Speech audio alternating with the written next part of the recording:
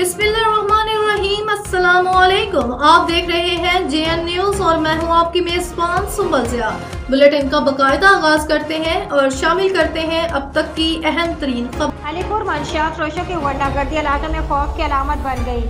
मुलजमान दिन दिहाड़े गरीब मजदूर मुलाजिम हुसैन को असलाह के जोर पर तशद्दुद करके ले जाकर घंटों हबस में जा रखा गया। पुलिस थाना सिटी ने बासर वकील के डेरे से मगवी को ले जाकर गुंडों को मुकम्मल रिलीफ देते हुए हकायक के बरखिलाफ बेबुनियाद मुकदमा 820-24 दर्ज कर दिया। मुतासरा खानदान ने एहतजाज करते हुए कहा कि पुलिस थाना सिटी ने मुलजमान इमरान कामरान को बासर वकील के कहने पर मुकम्मल रिलीफ देते हुए मेरे बेटे को बिलावजह हवालात बंद कर दिया कि मुतज़क्करा वाला मुलजमान के साथ सुलह करो।